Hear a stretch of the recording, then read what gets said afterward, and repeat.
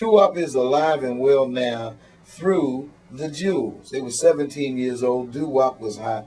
James Brown had discovered them at the Apollo Theater, as we had mentioned, and now the Jewels are pursuing a professional career and not even 21 years old. Not even old enough to buy some of the things that you have to be licensed for. And they're in a rough, tough ragtag business.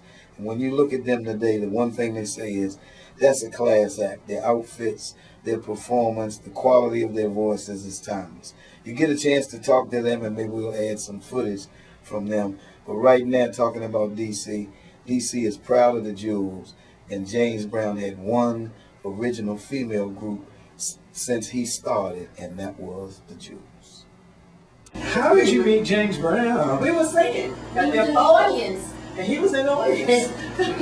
Back then, big artists used to come and see the up-and-coming stars, see what they were all about. So we had no clue he was even in the audience. But we prayed before we went on the stage because the Apollo audience is one of the notorious audience. You have to be great on the first show or you don't finish the week. So we prayed to God that we would do our best, and we got standing ovation every night. So he sent his bodyguard back to ask if we were interested in doing the show.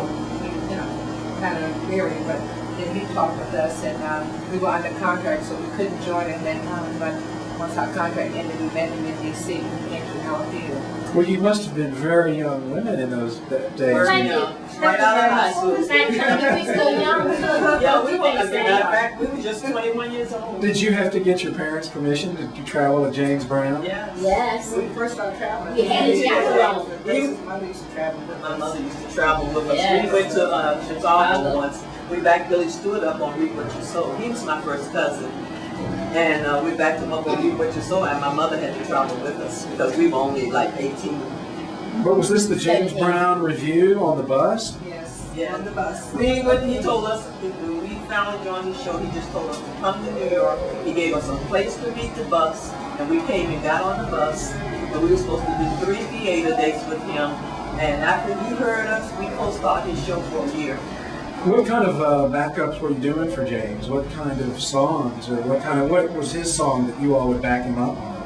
Please, please, please, or No, the Flames would back him up on those Flames. songs. We backed him up on I'm Black and I'm Proud. We did Don't Be a Dropout. That was our song, and he called out our name. Well, he sang it. And But we actually didn't back him up on the stage at all. We performed. Performed on the stage. I see, like an opening warm-up act. Oh, to... no, we co-starred the show. Oh! And that opening. it started with the old. We were the ones that set the stage for James Brown everywhere we went. And we played some big places. They said we burned the stage, so he cooled it off when he came out. We started out as young ladies, right out of high school. It was like we had to sing. It was like in our soul. We sang walking down the streets. We sang sitting at home. We sang on the bus. One time we went to Florida with some friends of ours on a trip, and we took all of our children and we entertained them for 18 hours to Disney World. Not quite 18 hours. Well, how many hours ride is it? We sang in the hallways of Roosevelt Highschool. We sang on the stairways of Roosevelt High School. We walked down the street and sang in my father's barber shop.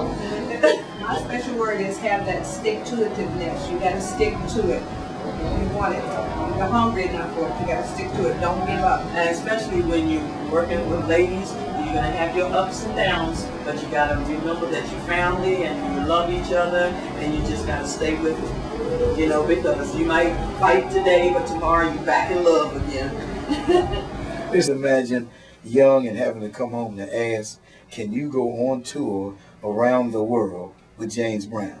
In 2008, they got the award for one of the favorite sons or favorite daughters, bringing recognition and prestige to the District of Columbia in entertainment. So one of the highest awards as far as a representative from the District of Columbia was passed to them by the new mayor, and was well received.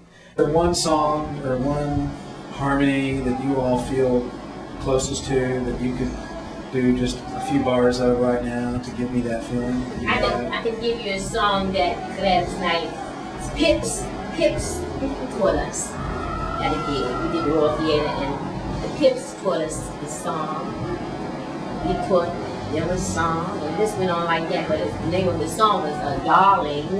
And this is when the Pips had left Gladys, and his first song that they recorded was called Darling. And we were performing with them. They taught us this song. So we're always goes like this. Darling, oh darling, oh darling, can I take you back to my love? Love is a thing, oh love, that makes you wanna sleep, deep and dream. I just want to say you all look fabulous. How do you feel? Good.